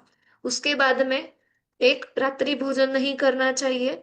और उसके बाद क्या, कि आप ये सब दिनचर्या फॉलो करेंगे तो उससे क्या होगा? क्या होगा बताइए? यदि हम रोज सुबह उठकर भगवान का ध्यान करें, यदि अच्छा करें, तो हमारा दिन पूरा पॉजिटिव जाएगा, एक अलग एनर्जी रहेगी हमारे में। तो इससे क्या होता है, मेन यहाँ पर क्या बताना है कि जैसे हम अपने शरीर को पोषण करते हैं ना, शरीर को अच्छा रखने के लिए उसे नहलाते धुलाते हैं, वैसे ही जो आत्मा में भी जो बुरे परिणाम हो रहे हैं उनको खत्म करने के लिए हम क्या करेंगे? तो अच्छी अच्छी चीजें सोचेंगे। तो अच्छी अच्छी चीजें क्या होती है कि अपनी आत्मा का स्वरूप हम जानेंगे, जिससे हमें क्या होगा? परिणाम हमारे विशुद्ध होंगे, शांतता होगी, है ना? ये चीज यहाँ पर इस पाठ में बताई हुई है। उसके बाद में हम अब अगले पाठ पे पढ़ते हैं। देखिए अगला पाठ हमारा क्या है? भगवान आदिनाथ का पाठ। ठीक है। भगवान आदिनाथ, नाम सुना सुना लग रहा है, कहाँ सुना है ये नाम? तीर्थंकर। बहुत बढ़िया। देखिए ऐसे ही याद रखना पड़ेगा आप लोगों को। कहाँ सुना है? तीर्थंकर वाले पाठ। कौन से नंबर के तीर्थंकर है? पांचवें? पहले। पहले। पहले। बहुत बढ़िया, है ना? पहले नंबर के तीर्थंकर है भगवान आदिनाथ। और हमारे पहले भाग में उनकी कथा यहाँ पर दी हुई है। भगवान आदिनाथ का पूरा जीवन हमें बताया हुआ है। देखिए कैसे। आप सभी ने भक्तांबर जी का नाम सुना है? भक्तांबर का पाठ होता है, कभी यस। पढ़ा हाँ। है, सुना है? हाँ। जी। जी। तो पता है उस भक्तांबर स्तोत्र में किसकी स्तुति की गई है? वहां पर उस स्तोत्र में भगवान आदिनाथ की स्तुति की गई है, ऐसा कहा जाता है। अब उन, तो वे भगवान आदिनाथ कौन थे, उनके बारे में यहाँ पर पाठ में बताया हुआ है। देखिए हमने एक तीर्थंकर भगवान का जब पाठ पढ़ा था तब हमने एक बात पढ़ी थी कि भगवान जन्मते नहीं है, भगवान क्या होता है? भगवान बनते हैं। विपिन जी याद है? भगवान जन्मते नहीं है, भगवान बनते हैं। और यहाँ पर हम क्या करते हैं? देखिए अब सबसे पहला क्या होगा? जन्म होगा। ठीक है। यहाँ पर देखिए प्रश्न आएगा यदि आपको एग्जाम में, तो क्या होगा? भगवान आदिनाथ का जन्म कब हुआ? बताइए। यहाँ पर ये प्रश्न ही गलत हो जाएगा। सोचिए। क्यों? क्योंकि भगवान आदिनाथ का जन्म नहीं हुआ था, है ना? जन्म किसका हुआ था? बालक बालक। आदिनाथ। हाँ बहुत बढ़िया। क्यों? क्योंकि हमने तीर्थंकर भगवान में बात पढ़ी थी ना कि भगवान जन्मते नहीं है, भगवान बनते हैं। देखिए वो जो यहाँ पर जो बालबोध में भी पाठमाला में भी लिखा हुआ है ना, वहाँ एक माँ बेटी का संवाद है। तो बेटी अपने माँ से पूछती है कि क्या वे जन्म से ही वितरागी और सर्वज्ञ थे? उनका जन्म कहाँ हुआ था? ऐसा प्रश्न बेटी अपने माँ से करती है। क्या प्रश्न किया कि वो क्या बचपन से ही, जन्म होते से ही भगवान थे क्या, और उनका जन्म कहाँ हुआ था? तो माँ उत्तर देती है कि नहीं बेटा, वीतरागी, वितरागता और सर्वज्ञता वो तो कैसी पुरुषार्थ से प्राप्त की थी, अर्थात जन्म तो बालक का हुआ था। उसके बाद में जैसे हम होता है ना, जन्म तो हम भी बालक के रूप में करते हैं, बड़े होकर कौन डॉक्टर, कौन इंजीनियर, कौन सीए, कौन क्या बनेगा, वो उसका पुरुषार्थ है कि वो उस किस चीज में अपनी मेहनत कर रहा है। वैसे ही यहाँ पर बात है कि जन्म तो बालक का हुआ, उसके बाद में जो वीतरागता और सर्वज्ञता है वो उन्होंने अपने पुरुषार्थ से प्राप्त किया है।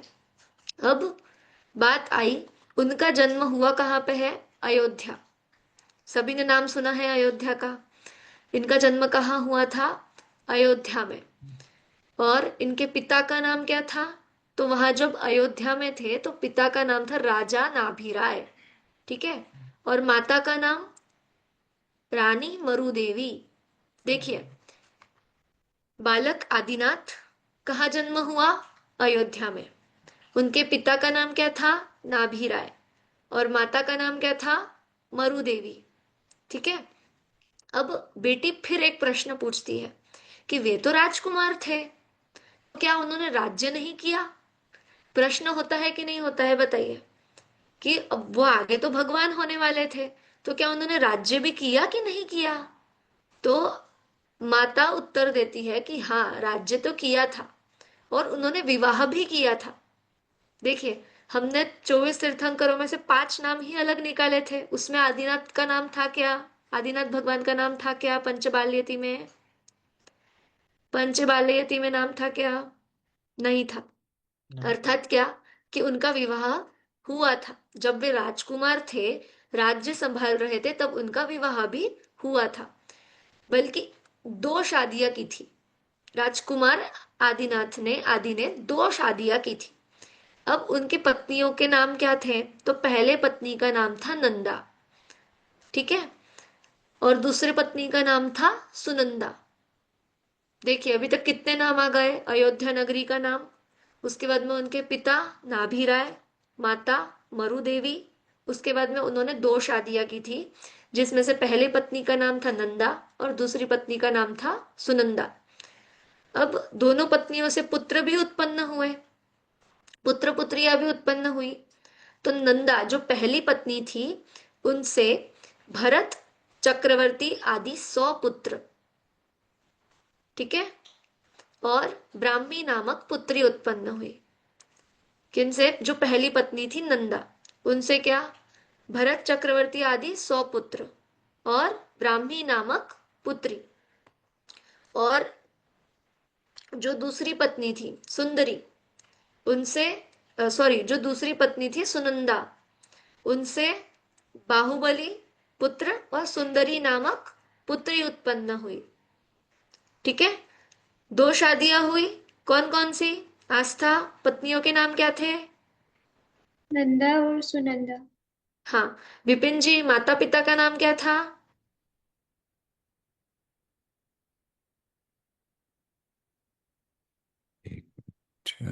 राजा का नाम ना, नाभिराय। नाभी राय, और माता का नाम मरुदेवी। बहुत बढ़िया। चंदन जी, उनका जन्म कहाँ पर हुआ था? अयोध्या। हम्म, बहुत बढ़िया। चलिए, अनुज जी, नंदा जो पहली पत्नी थी, उनसे पुत्र पुत्रियां कितनी, क्या उत्पन्न हुई थी, कौन कौन उत्पन्न हुए थे? 100 पुत्र और एक बेटी। नाम? और चक्रवर्ती भरत, हम्म। और बेटी का नाम मैं भूल गया। ब्राह्मी और नामक ब्राह्मी। पुत्री, और ठीक है। दूसरी, दूसरे का बाहुबली जी, और सुंदरी। बहुत बढ़िया। चलिए, अब आगे बेटी फिर एक प्रश्न करती है अपनी माँ को। इतना तो उसने सुन लिया कि 2 शादियां हुई थी, उनके पुत्र पुत्रियां उत्पन्न हुए थे। बेटी को फिर प्रश्न होता है, तो क्या भरत चक्रवर्ती और बाहुबली आदिनाथ भगवान के ही पुत्र थे? बोलिए।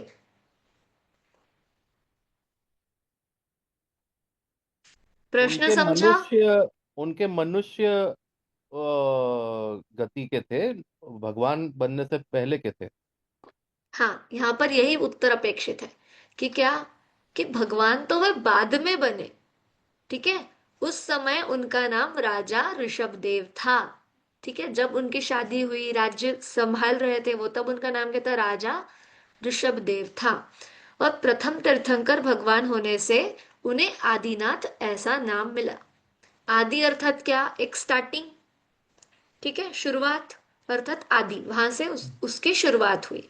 तो इसीलिए प्रथम तीर्थंकर, उस काल के प्रथम तीर्थंकर है वो, इसीलिए उनका नाम आदिनाथ पड़ा। वरना जब वो राज्य कार्यभार संभाल रहे थे तब उनका नाम क्या था? राजा ऋषभ देव। ठीक है, अब ये तो अच्छा अपना राज्य कार्यभार संभाल रहे थे, तो इन्हें इस जगत से, इस संसार से वैराग्य कैसे उत्पन्न हुआ? तो उसका भी एक प्रसंग आता है। तो उस प्रसंग को यहाँ पर लिखा हुआ है, बताया हुआ है। तो हम देखते हैं कि क्या प्रसंग था। कि एक दिन राजा ऋषभदेव का क्या था? जन्मदिन था। ठीक है, बर्थडे होता है तो क्या होता है? पार्टीज होती है राजाओं की, सोचिए, बड़ी बड़ी सभाओं में।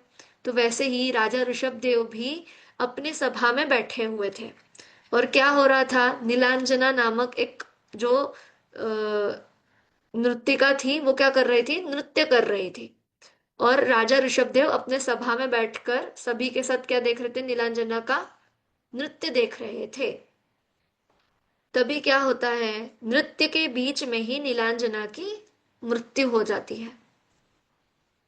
ठीक है, और यह देखकर, क्या देखकर? कि नीलांजना बीच में ही क्या हो गई? उसकी मृत्यु हो गई।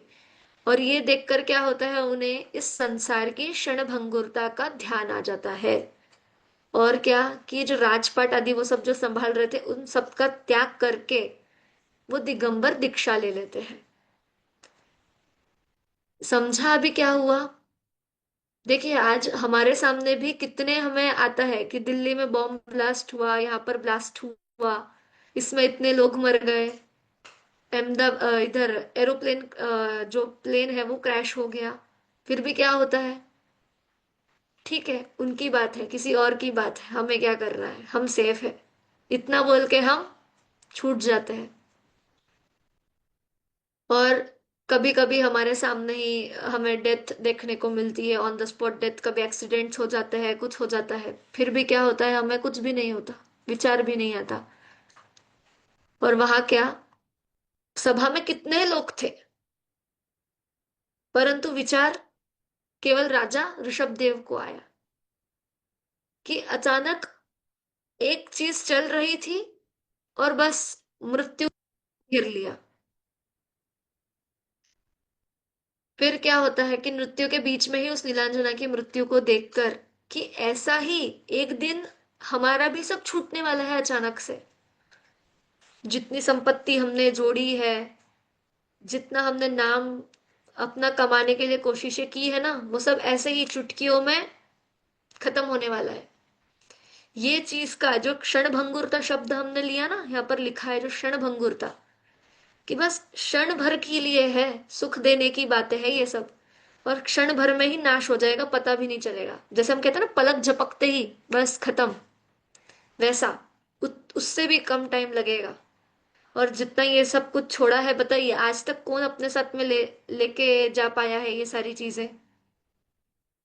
घर मकान पैसा बंगला गाड़ी, कोई लेकर जा, किसी को देखा है आपने कि वो अपने साथ में अपना सब कुछ लेकर गया हो? नहीं, वो तो चला जाता है और ये सारी चीजें यही रह जाती है।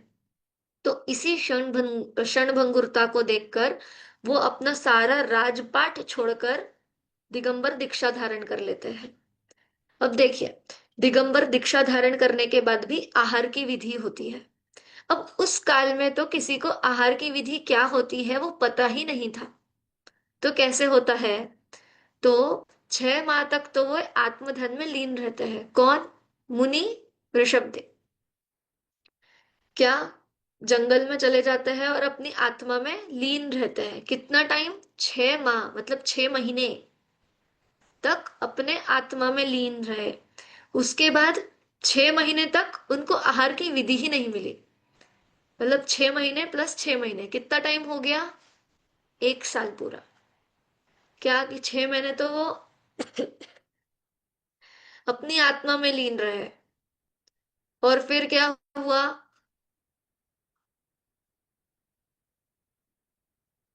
फिर क्या हुआ? 6 महीने तक रोज आहार के लिए नगरों में जाते थे, तो उन्हें आहार की विधि ही नहीं मिली। लोगों को पता ही नहीं था, तो लोग क्या करते थे? कपड़े लेकर खड़े हो जाते थे, रत्न लेकर खड़े हो जाते थे, कोई अपनी पुत्रियों को लेकर खड़ा हो जाता था कि ये ले लीजिए, ये ले लीजिए। अब उन्हें आहार की विधि क्या होती है वो पता ही नहीं था। तो ऐसे करते करते कितना समय बीत गया? पूरा 1 वर्ष बीत गया। अब 1 वर्ष के बाद अक्षय तृतीया के दिन, सभी को पता है अक्षय तृतीया हम पर्व मनाते हैं, तो उसके यस। पीछे हाँ। का रीजन यहाँ पर है कि अक्षय तृतीया क्यों मनाते हैं। क्योंकि उस दिन ऋषभ मुनि का सर्वप्रथम आहार हुआ था। आप सभी को पता है कि हम अक्षय तृतीया के दिन क्या करते हैं? गन्ने गन्ने का का जूस जूस पीते पीते हैं। हैं ना? इक्षु रस पीते हैं। गन्ने के रस को ही क्या कहते हैं? इक्षु रस पीते हैं। तो गन्ने का रस क्यों पीते हैं? ऐसे ही नहीं, उसके पीछे का रीजन क्या है कि उसी दिन, पूरे 1 साल के बाद में, 1 वर्ष के बाद में, मुनि ऋषभ ऋषभ मुनि को उस दिन सर्वप्रथम आहार हुआ था। किसके यहाँ? राजा श्रेयांस के यहाँ पर राजा श्रेयांस ने आहार दिया था। और किस चीज से आहार दिया था? तो इक्षुरस का आहार हुआ था। और उसी दिन से वो अक्षय तृतीया का पर्व चल पड़ा। इसीलिए हम एक अक्षय तृतीया के दिन गन्ने का जूस, इक्षुरस का पान करते हैं। ठीक है। अब उसके बाद में बेटी को फिर एक प्रश्न होता है कि अब तो वे मुनि भी बन गए, तो क्या वे मुनि होते ही सर्वज्ञ बन गए थे क्या? तो माँ उत्तर देती है कि नहीं बेटी, 1000 वर्ष तक बराबर मौन आत्म साधना करते रहे। ठीक है। उसके बाद क्या कि 1 साल तक तो क्या वो आत्म साधना में लीन रहे। उसके बाद एक दिन बस आत्म तल्लीनता की दशा इतनी हो गई कि उन्हें केवल ज्ञान की प्राप्ति हुई। है ना? जब इंसान अपने आत्मा में ही रम जाएगा तो क्या होगा? फिर केवल ज्ञान की प्राप्ति होती है। ऐसे ही कितने हम मुनिराजों का उदाहरण देखते हैं कि बाघ, जो शालिनी है वो खा रही है, शेर खा रहा है। आपने मंदिरों में चित्र देखे होंगे मुनिराजों के उपसर्ग के। तो वो क्या है कि वो अपनी आत्मा में इतने लीन हैं कि उन्हें इन बाहरी चीजों से तो कुछ लेना देना ही नहीं है। क्यों? क्योंकि वो जो शालिनी खा रही है वो किसे खा रही है? इस शरीर को खा रही है। मुझे तो वो छू भी नहीं सकती। मैं कौन हूं? मैं वो शरीर नहीं हूं, मैं आत्मा हूं। ये वो विचार करते हैं। है ना? तो ऐसे ही कितना 1 वर्ष तक आत्म साधना में वे लीन रहे। और फिर एक दिन आत्म तल्लीनता में, तल्लीनता की दशा में उन्हें केवल ज्ञान की प्राप्ति हुई और वे वितरागी सर्वज्ञ हुए। और फिर उनकी दिव्य ध्वनि हुई, समोशरण की रचना हुई, दिव्य ध्वनि खिरी, जिससे क्या हुआ? हम जैसे जीवों को मार्ग मिला, हमें दिव्य ध्वनि सुनने को मिली। तो यहाँ पर क्या बताया है? बताइए। हमें इस पाठ को पढ़ने से, भगवान आदिनाथ का जो ये जीवन है इसको पढ़ने से हमें क्या लाभ होगा? हमें क्या समझ में आया इससे? हम उनकी स्तुति क्यों करते हैं? बोलिए, बोलिए। ताकि हम उनसे ये प्रेरणा ले सकें कि जो जिस संसार में हम आए हैं वो एक समय पे छोड़ के जाना है, तो हम भी भगवान के राह पे अगर भगवान के दर्शन और उनमें लीन हो सकें तो हम अ, उनकी तरह बनने की इच्छा रखते हैं। हम्म। बहुत बढ़िया। देखें, यही उत्तर चाहिए था। क्या उत्तर है कि हम भी, कि वो तो कैसे कि अपनी आत्मा में लीन होकर उन्होंने केवल ज्ञान प्राप्त कर लिया। तो वैसे ही उनकी स्तुति करने से हमें क्या होगा कि उन्होंने जो मार्ग बताया है वो मार्ग हमें पता चलेगा। ठीक है। और उस मार्ग पे हम भी चलेंगे तो हम भी उन जैसा बन सकेंगे। इसलिए हमें उनकी स्तुति करनी चाहिए। इसमें किसी को कोई प्रश्न? देखिए, आपको इस पाठ में केवल एक स्टोरी है, एक कहानी है। आपको इसमें नाम याद रखने हैं मुख्यतया। और एक चीज याद रखनी है कि भगवान जन्मते नहीं हैं, भगवान बनते हैं। तो कहीं भी आपको परीक्षा में ऐसा ही प्रश्न देते हैं कि भगवान आदिनाथ का जन्म कहाँ हुआ था। बोलिए महर्षि, भगवान आदिनाथ का जन्म कहाँ हुआ था? भगवान आदिनाथ का जन्म नहीं हुआ था। हाँ। जन्म किसका हुआ था फिर? बालक वृषभदेव का जन्म हुआ था। वृषभदेव का। हाँ। आस्था, भगवान आदिनाथ ने कितनी शादियां की थी? और एक भी नहीं। बहुत बढ़िया। तो फिर शादियां किसकी हुई थी? या नंदा सुनंदा, ये किसकी पत्नियां हैं? अ, ऋषभ देव की। हाँ, तो ऋषभदेव की, भगवान ऋषभदेव की। वही तो मेरा प्रश्न था। नहीं, राजा ऋषभदेव की। राजा ऋषभ बहुत देव। बढ़िया अनुज जी, है ना। हमें उत्तर क्या देना है यहाँ पर कि भगवान ऋषभदेव की शादी नहीं हुई थी। शादी किसकी हुई थी? राजा ऋषभदेव की हुई थी। देखिए, प्रश्न समझा आप सभी को? क्या प्रश्न होता है? समझ में आया चंदन जी? कोई डाउट किसी को इस कहानी में?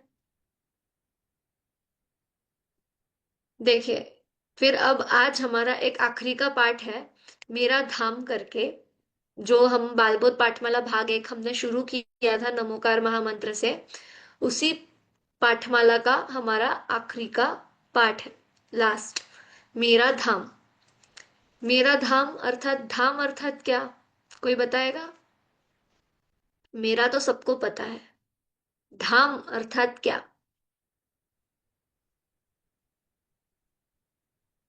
उद्देश्य, बताएगा घर। कोई? जी विपिन जी। मतलब कहाँ जाना है, धाम, घर, उद्देश्य। हम्म। अर्थात क्या कि मेरी जगह, मेरा घर, मेरा निवास कहाँ पे है ना। इसमें क्या बता रहे हैं कि हम भटके हुए हैं और अब मुझे, हम कहीं बाहर गए हुए हैं तो हमें अपने घर जाना है। बस, तो मेरा घर कहाँ पे है, ये इसमें बताया हुआ है। ठीक है। चलिए, किसी को याद है ये? या कभी किसी ने पहले पढ़ा हो आप में से कोई? किसी ने सुना हो, पढ़ा हो? किसी ने नहीं सुना? चलिए ठीक है, पढ़ते हैं फिर।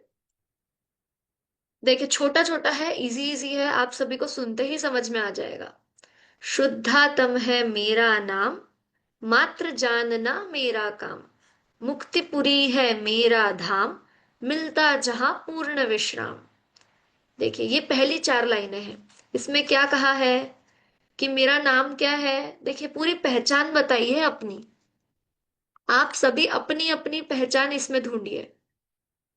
मैं कौन हूं उसका आंसर यहाँ बताया है, और मेरा धाम क्या है वो यहाँ पे बताया है, मेरा स्वरूप क्या है वो इसमें बताया है, मैं कौन हूं ये बताया है। क्या? शुद्धातम है मेरा नाम। मेरा नाम क्या है? शुद्धातम है। चंदन जी, क्या नाम है? अनुज जी, महर्षि, नाम क्या है? शुद्धातम। शुद्धतम। हाँ, तो फिर शुद्धातम। शुद्धातम। अब मैं यहां से यदि बोलूं कि शुद्धातम जी अपना माइक खोलिए, तो कौन माइक खोलेगा? हर कोई। पर हम करते हैं क्या? नहीं, नाम लेना पड़ते हैं, है ना। तो क्या कि अपने उस, जैसे मुस्कान, आस्था, चंदन जी, ऐसे अपने अपने नामों को ही अपने अपना मान रखा है कि ये नाम किसका है? मेरा है। पर वास्तव में मैं कौन हूँ? जीव हूँ, शुद्धात्मा हूँ, आत्मा हूँ, है ना। तो क्या? शुद्धात्म है मेरा नाम, मात्र जानना मेरा काम। और मेरा काम क्या है? ऑफिस जाना, खाना बनाना, खाना खाना, कपड़े धोना आदि मेरे काम नहीं है। सोना मेरा काम नहीं है। मेरा काम क्या है? केवल मात्र जानना ही मेरा काम है। क्यों? क्योंकि मेरा नाम क्या है? शुद्धात्म आत्मा, है ना। और मात्र जानना मेरा काम, कि जानना मात्र ही मेरा काम है। और मेरा धाम कहाँ है? मेरा निवास कहाँ पे है? मुक्तिपुरी है मेरा धाम। मुक्तिपुरी अर्थात मोक्ष, है ना। और मोक्ष में क्या है? मिलता जहां पूर्ण विश्राम। विश्राम अर्थात आराम, कि मिलता जहां पूर्ण विश्राम, कि जहां कैसा? पूरा आराम है। बताइए कौन जाना पसंद करेगा? कुछ काम नहीं करना है आपको, केवल मात्र जानना जानना जानना ही है। ऐसे जगह जानना पसंद करेंगे कि नहीं करेंगे? अनुज जी, जाना है कि नहीं जाना है मुक्तिपुरी? सिद्धेश जी, जाना है, बिल्कुल जाना है। हाँ। जाना है ना? मुक्तिपुरी जाने के बाद फिर कहीं नहीं जाना है, इसीलिए। हाँ बिल्कुल, मुक्तिपुरी जाने के बाद तो कहीं जाने की बात ही नहीं है, वहां से लौटना भी नहीं है और कहीं और जाना भी नहीं है ना। तो चलिए, सब माइक खोल लीजिए, एक बार हम साथ में बोलेंगे, मैं बोलती हूँ उसके बाद आप रिपीट कीजिए, ठीक है। शुद्धातम है मेरा नाम, शुद्धातम है शुद्धातम है है मेरा मेरा मेरा नाम, नाम। नाम, मात्र जानना मेरा काम, मात्र मात्र जानना जानना मेरा काम, मेरा मेरा काम। काम, मुक्तिपुरी है मेरा धाम, मुक्तिपुरी मुक्तिपुरी है है मेरा मेरा मेरा धाम, धाम, धाम। मिलता जहां पूर्ण विश्राम। मिलता मिलता मिलता जहाँ जहाँ पूर्ण जहाँ पूर्ण विश्राम। पूर्ण विश्राम। विश्राम। ये चारों लाइन जो अभी आपने पढ़ी, आपको इसका अर्थ समझ में आ गया पूरा अच्छे से? यस कि हमने यस। क्या हाँ। अभी 4 लाइनें बोली? कि मेरा नाम क्या है? शुद्धात्म है। शुद्धात्म, मेरा काम क्या है? तो जानना मेरा काम है, मात्र जानना, और कुछ काम नहीं करना है, सिर्फ जानना है। और धाम क्या है? मेरा निवास क्या है? मुक्तिपुरी है मेरा धाम। त्रिपुरी। और वो मुक्तिपुरी कैसी है? कि जहां पे पूरा विश्राम मिलता है, मिलता है जहां पूर्ण विश्राम। ठीक है। चलिए, अब अगली 4 लाइनें इसकी क्या है? जहां भूख का नाम नहीं है, जहां प्यास का काम नहीं है, खांसी और जुखाम नहीं है, आदि व्याधि का नाम नहीं है। क्या लिखा है यहाँ पर? अब क्या कह रहे हैं? जहां भूख का न- नाम नहीं है, कि वहां जाकर क्या करना है? हमने कहा ना कि खाने का, पीने का, सोने का भी काम नहीं है, सिर्फ जानने का काम है। तो वहां पर भूख भी नहीं लगती। और क्या? जहां प्यास का काम नहीं है, वहां प्यास का भी कोई काम नहीं है, वहां प्यास भी नहीं लगती। ऐसी जगह है। यहाँ तो हमें क्या, 2 बार 3 बार भूख लग जाती है दिन में, कितने बार हम पानी पीते हैं, प्यास लग जाती है। पर वहां क्या है? खाने पीने का टेंशन ही नहीं है। यहाँ कैसा है? अगर खाना है, पीना है, तो उसके लिए कमाना भी है, इत्यादि आदि सारे कार्य करने पड़ेंगे। और वहां तो कैसा है? कि सिर्फ जानना ही है, विश्राम भी है, और भूख और प्यास भी नहीं है ना। आगे क्या कह दिया? खांसी और जुखाम नहीं है। अब खांसी और जुखाम के साथ में इत्यादि सारे रोग, है ना। न डायबिटीज है, कुछ भी नहीं है वहां, बीपी नहीं है, कुछ भी नहीं है, इत्यादि जो भी सारे रोग है, वहां पे कुछ भी नहीं है। और कैसा? क्या लिखा? आदि व्याधि का नाम नहीं है। आदि अर्थात क्या? मानसिक रोग। और व्याधि अर्थात क्या? शारीरिक रोग, है ना। जो शरीर के रोग है और मानसिक रोग है, वहां पे ऐसे कोई भी रोग नहीं है। तो यहाँ पे सारे आ गए। देखिए, हम जिन जिन चीजों से इस संसार में परेशान है ना, वो उस मुक्तिपुरी में है ही नहीं। केवल जानने का काम है, विश्राम है, जो हम यहाँ सबसे ज्यादा अधिक पसंद करते हैं ना, आराम। हर काम से बचकर क्या करें? हम आराम करें। तो बस वहां पे पूरा आराम ही है, मिलता जहां पूर्ण विश्राम। कोई कार्य नहीं करना, ना खाना है, ना पीना है, न खांसी है, न जुखाम है, न आदि है, न व्याधि है, अर्थात न मानसिक कोई रोग है, न शारीरिक रोग है, कुछ भी नहीं है। सिर्फ अपने आत्मा को जानने का काम है, मात्र जानना जानना जानना। और क्या जानना? कि मैं कौन हूं? मैं शुद्धात्मा हूं। इतना ही तो जानना है। समझ में आई अभी तक जो हमने लाइनें पढ़ी वो? देखिए, यस। अभी की 4 पंक्तियां मैं फिर से बोलती हूँ। जहां भूख का नाम नहीं है, जहां प्यास का काम नहीं है, खांसी और जुखाम नहीं है, आदि व्याधि का नाम नहीं है। ठीक है, चलिए आगे बढ़ते हैं। आगे की लाइनें क्या है? सत शिव सुंदर मेरा धाम, शुद्धातम है मेरा नाम, मात्र जानना मेरा काम। अब इसमें तीन लाइनों में से दो लाइनें तो आपको पहले से ही पता है। शुद्धातम है मेरा नाम, मात्र जानना मेरा काम। यहाँ एक नया क्या आया? सत शिव सुंदर मेरा सुंदर। धाम। हाँ। सत, सत अर्थात क्या? सच्चा। और शिव अर्थात कल्याणकारी। ठीक है। और कैसा है? हमेशा रहने वाला है। हम कहते हैं सत अर्थात हमेशा रहने वाला, उसका विनाश कभी नहीं होगा, वो कभी खत्म नहीं होगा, है ना? ऐसा है। ऐसा हमारा धाम कौन सा है विपिन जी? कौन सा धाम बताया है यहाँ पर? मोक्षधाम। हाँ, मुक्तिपुरी है मेरा धाम, मोक्ष। देखिए आगे और क्या कह रहे हैं?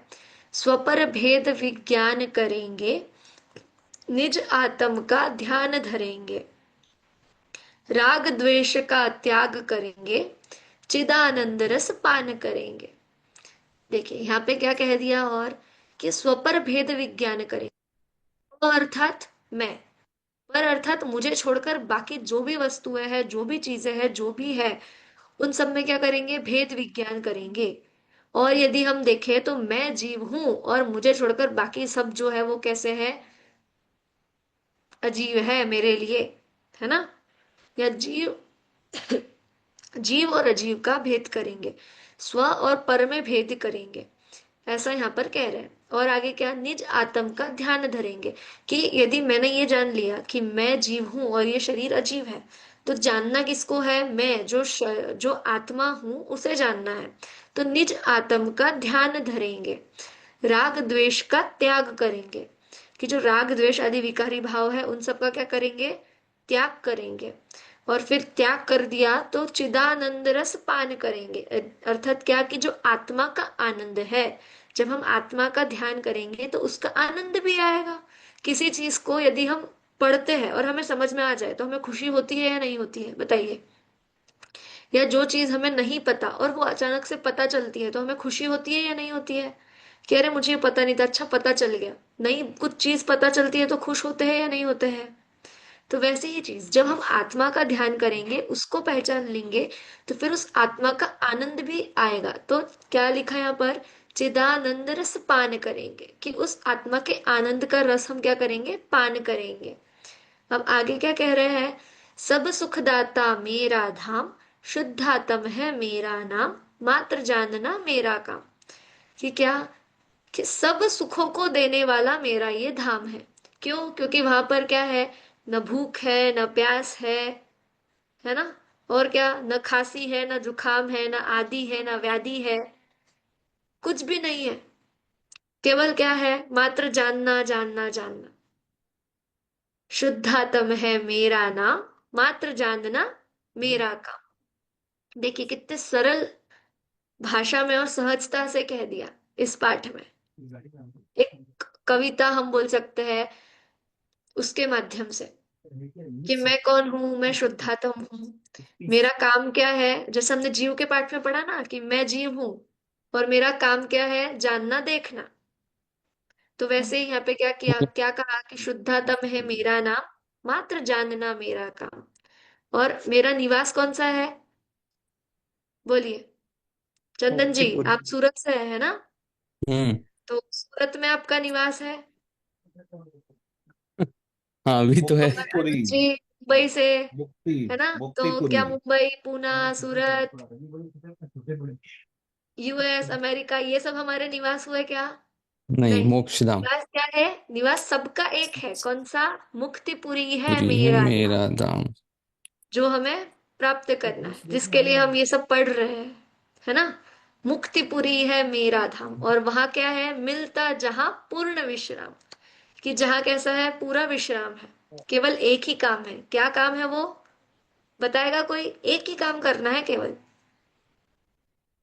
मात्र जानना। जानना। मात्र जानना मेरा काम। बहुत बढ़िया, मात्र जानना मेरा काम। तो पहली चार लाइन किस किस को याद हुई? मैं एक बार बोलती हूँ, उसके बाद आपसे पूछूंगी, ठीक है? शुद्धातम है मेरा नाम, मात्र जानना मेरा काम, मुक्तिपुरी है मेरा धाम, मिलता जहां पूर्ण विश्राम। ये चार लाइनें किस किस को याद हो गई?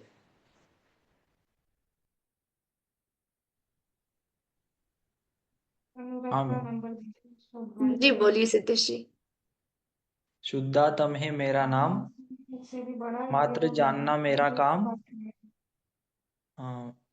धाम कौन सा है हमारा? मुक्तिपुरी है मेरा मुक्तिपुरी है धाम। मेरा धाम, मिलता जहाँ पूर्ण विश्राम। बहुत बढ़िया। अनुज जी, आपको भी याद हो गई? हाँ जी। जी बोलिए। तो शुद्धातम है मेरा नाम। काम क्या है? मान- मात्र जानना है मेरा काम। हम्म। मुक्तिपुरी है मेरा धाम, मिलेगा वहां पूर्ण विश्राम। हाँ, मिलता जहां पूर्ण विश्राम।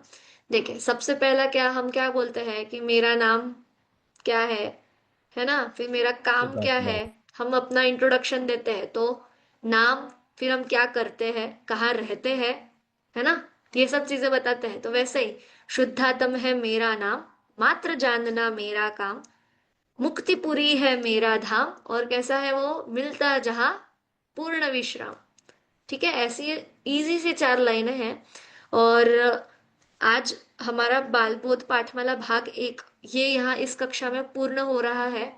अगली कक्षा में हम पाठमाला भाग दो को शुरुआत करेंगे। तो आप पूरा भाग एक जो आपके पास में पीडीएफ में अवेलेबल है, आप उसे अच्छे से पढ़िए। आपको यदि कुछ भी डाउट हो तो आप अगली कक्षा में पूछे, या आप ग्रुप पे या पर्सनली भी व्हाट्सअप आप करिए। आपके क्वेश्चंस को दूर कीजिए। देखिए, जितना हम प्रश्न रख के चलेंगे ना, तो उतना डाउट बढ़ते जाएंगे और आपको आगे फिर जो और भी चीजें आएंगी वो क्लियर नहीं होगी। इसके लिए अभी इस भाग में आपको पहले पाठ में ही क्यों कुछ प्रश्न ना हो तो आप पूछ सकते हैं अभी। देखिए, हमारा पहला भाग तो खत्म हो चुका है। पहले भाग में हमने 8 पाठ पढ़ चुके हैं। तो इन 8 पाठों में कहीं पर भी कुछ भी आपको यदि प्रश्न हो तो आप पूछ लीजिए। सिद्धेश जी, आपकी ये पहली कक्षा है आज? हाँ। जी, तो आपने इसके पहले की कक्षाएं यूट्यूब पे सुनी है या कैसा? नहीं, अभी देख नहीं पाया मैं, एग्जाम था इसलिए। अच्छा, ठीक है, बढ़िया। आप कहाँ से हैं? एमपी। ओके, ठीक है। चलिए, किसी के कोई डाउट्स आज की कक्षा को लेकर, या पहले की जो कक्षाएं हुई है उनमें से किसी को कोई? सिद्धेश जी, आपने पढ़ा है पहले बालबोध? हाँ पढ़ा है, पर इतना याद नहीं है। ठीक है, चलिए। किसी को कोई डाउट नहीं है तो फिर एक टेस्ट हो जाए छोटी सी पहले भाग की। विपिन जी। Surprise test. हाँ, सरप्राइज टेस्ट, ये हमारी आज की सरप्राइज टेस्ट है, क्लास टेस्ट। क्योंकि अब देखिए, किसी को यदि कोई प्रश्न ही नहीं है, मतलब सबका सब कुछ रेडी है, तो फिर मैं प्रश्न कर सकती हूँ, इसका मतलब, है ना? और यदि प्रश्न है तो आप पूछ सकते हैं। इसका मतलब ये भी होता है दीदी कि किसी को कुछ भी नहीं पता है। अच्छा, जीरो भी होता ऐसा भी अर्थ है क्या? है। पर 100 और जीरो मैं दोनों ऐसा ही ही, होते हैं। पर हम ऐसा समझेंगे ना कि ऐसा तो नहीं हो सकता कि किसी को कुछ भी ना समझा हो। क्योंकि आप लोग जो उत्तर देते हैं उससे ये तो मुझे समझ में आ ही जाता है कि आपको समझा तो है।